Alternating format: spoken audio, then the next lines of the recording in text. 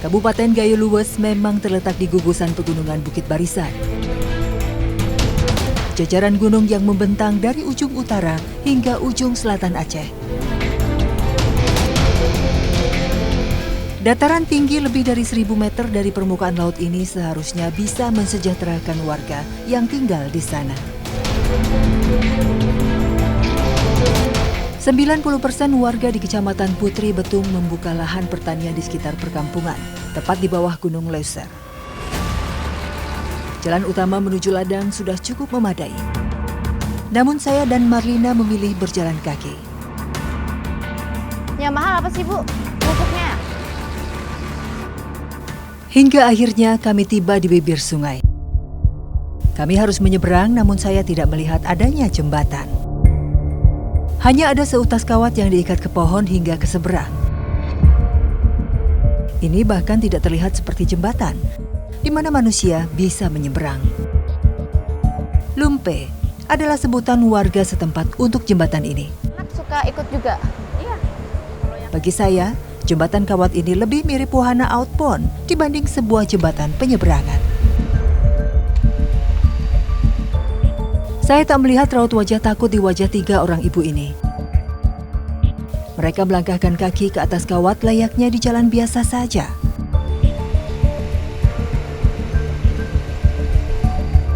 Tak butuh waktu lama, para ibu ini sudah sampai di seberang. Giliran saya pun tiba. Serius naik ini, Bu? Nyebrangnya? Lumpe ini hanya terbuat dari kawat. 5 utas kawat sebagai pegangan dan hanya 3 utas kawat sebagai pijakan. 3. Seutas kawat ini memang cukup tebal, namun tetap saja tidak cukup lebar bagi kaki manusia.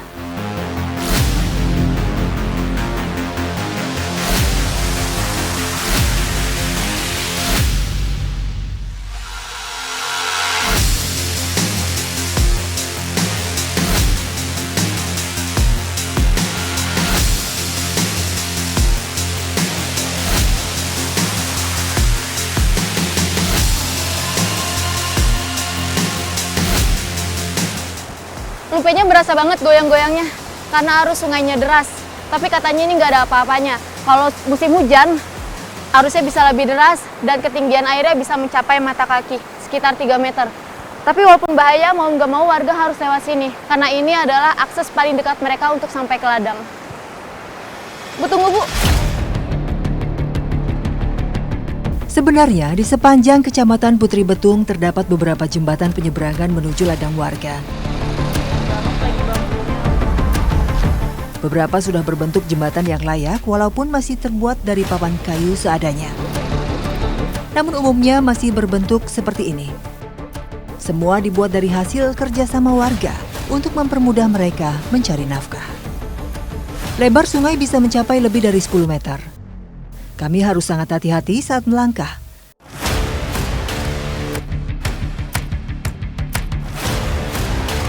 Di tengah sungai, kaki saya sempat gemetar.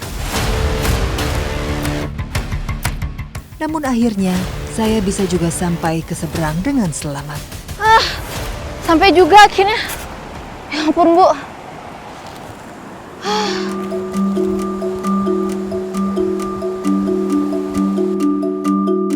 Tidak seperti ibu-ibu ini, saya meminta waktu sejenak untuk mengambil nafas dan menghilangkan gemetar pada kaki saya.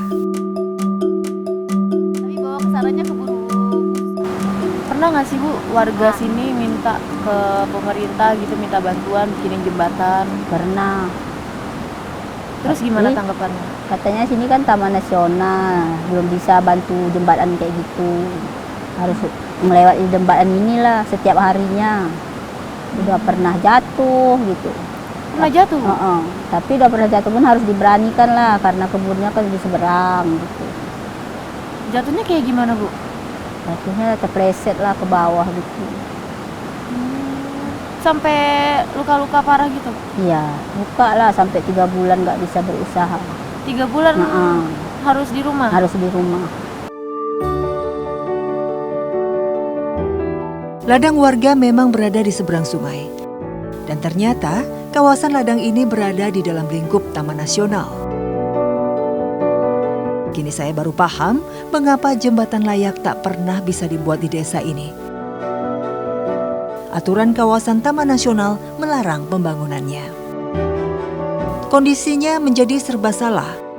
Hutan wajib dan harus dilindungi, namun disinilah warga juga harus mencari nafkah kehidupan. Butiran-butiran kemiri di ladang telah menanti. Disinilah tempat warga bekerja. Masing-masing warga maksimal membuka 1 hektar ladang.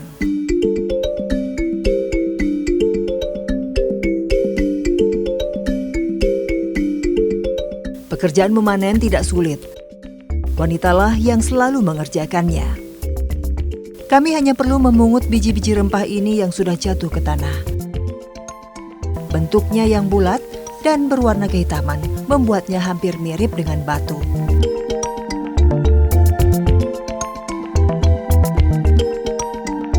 Kemiri yang sudah terkumpul kemudian dimasukkan ke dalam karung.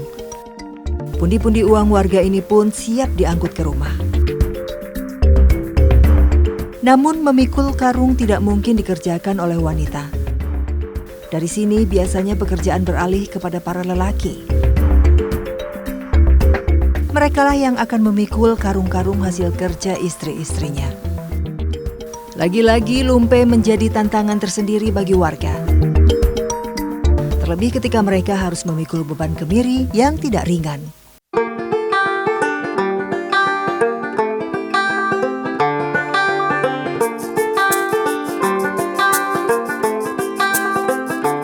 Hari ini saya mengikuti Pak Imam dan keluarganya untuk mengambil nira aren.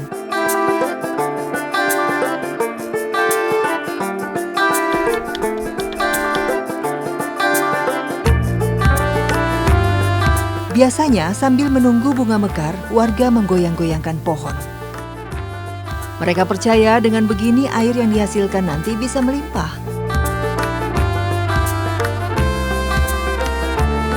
Air aren biasanya ditampung ke dalam bambu dan dibiarkan seharian.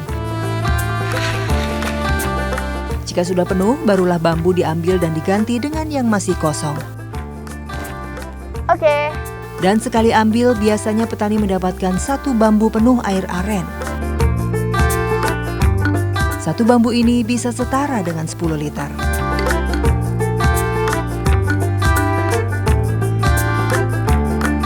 Air nira kemudian dimasak selama 5 jam hingga mengental dan berwarna kecoklatan.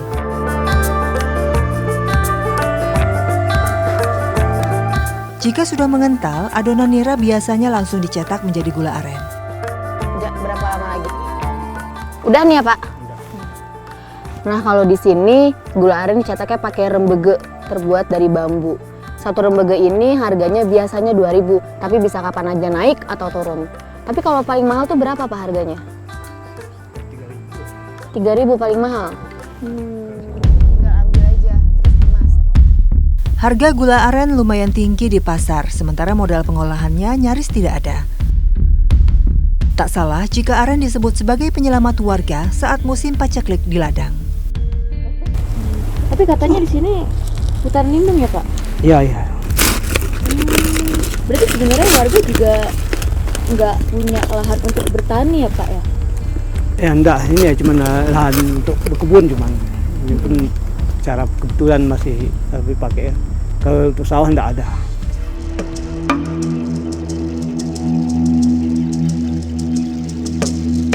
Hari ini saya berencana mengikuti patroli polisi hutan yang akan turun ke lapangan.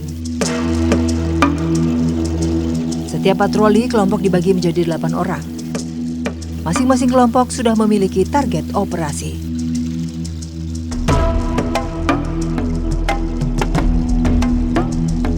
Perambahan hutan sering kali terjadi.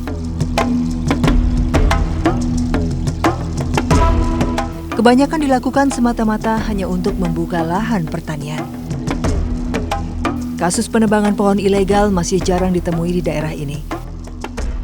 Kali ini, kami sudah memiliki lokasi sasaran yang sejak beberapa minggu lalu sudah memulai aksinya. Lokasinya tidak jauh dari jalan utama, tepatnya di kaki gunung. Dari sinilah kami harus jalan kaki menaiki bukit, Target kami berada di pertengahan bukit dengan kemiringan sekitar 30 derajat.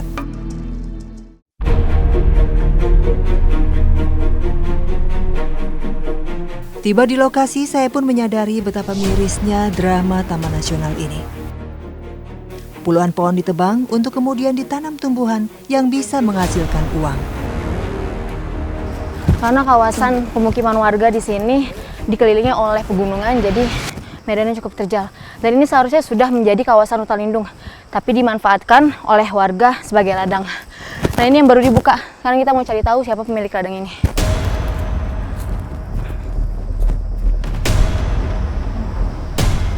Ternyata patroli yang sedang kami laksanakan sudah terdengar oleh pelaku.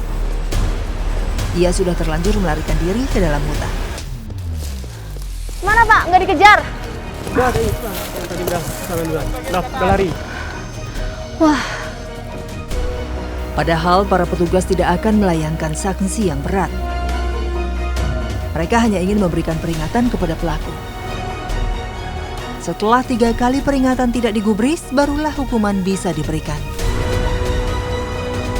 tapi kenapa warga lebih milih ke sini ya Pak? Mungkin pertama bisa jadi warga tidak tahu dan tidak punya lahan, ya, dan tidak tahu bahwa ini kawasan hutan karena dengan alasan mungkin batas kawasan itu Belum di lapangan sudah hilang atau tidak jelas lagi. Nah, kalau di peta jelas, ya itu mungkin suatu kelemahan atau sebagai aparat kehutanan dalam mensosialisasi batas-batas kawasan hutan. Ternyata kurangnya pengetahuan warga tentang batasan hutan lindung memang diakui masih kurang. Tidak hanya pelaku yang kabur saja yang menjadi sasaran patroli kali ini, tidak jauh dari lokasi target kami mendapati 2 orang petani. Ternyata ini adalah ladang mereka yang sudah 5 tahun lamanya dimanfaatkan mencari uang. Demi menghindari suasana tegang, kami pun berdiskusi di pondok. Daripada nggak ada kan, terpaksa kami bukakan lahan untuk mencari kehidupan ke Pak. Kalau misalnya kayak Bapak kan udah jelas, kan tiap bulannya pasti ada. Kalau kami ini kalau nggak seandainya kami kerja lahan nih Pak, apa yang kami harapkan? Sebelum ini disebutkan hutan lindung, perasaanku ini udah duluan ada orang daripada hutan lindung nih Pak. Oh, iya. Nah,